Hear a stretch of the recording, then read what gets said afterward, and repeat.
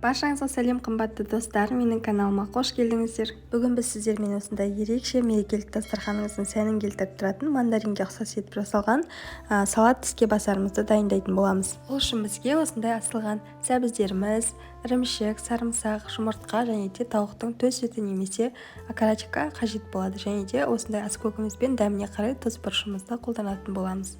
Ең алдымен осы тауығымыздың етін жақсылап өте ұсақ етіп турап аламыз. Көбіктерді етіп және де салатымызды араластыратын ыдысымызға саламыз.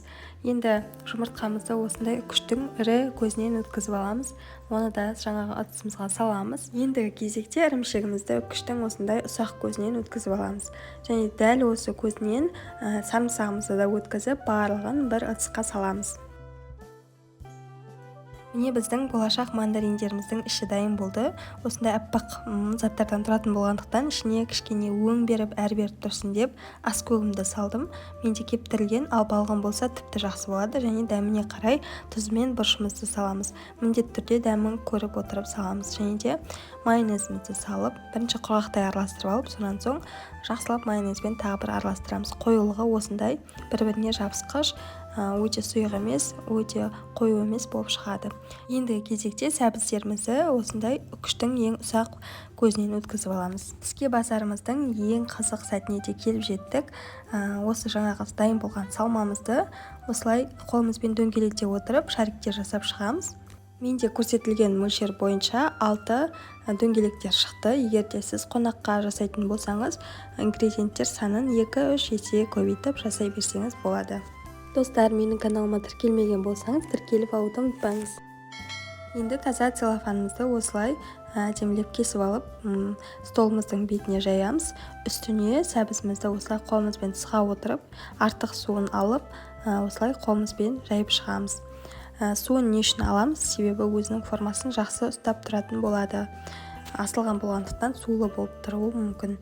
Өте жұқа емес, өте қалың емес қылып жайып шыққан соң үстіне шаригімізді салып, видеода көрсетілгендей етіп орап, дөңгелек формаға келтіреміз. Мінекей осындай сыртында жабыспай қалған жерлер болуы мүмкін. Ол қорқынышты емес. Қолымызбен осылай жамап жіберсек, өте тез жабысады, әдемі формасын сақтайды. Уақытты көп алады деп қорықпаңыздар. Тез жасалады, өте көп уақыт кеткен жоқ. Мен осылай барлығында жасап шықтым. Өте әдемі болып шықты. Сыртының тегіс еместігінің өзі мандаринге ұқсап тұр. Өте ұқсайды. Міне одан бетер ұқсату үшін осылай саусағымызбен басып жіберіп, үстіне осындай қалампырдан салып шықтым.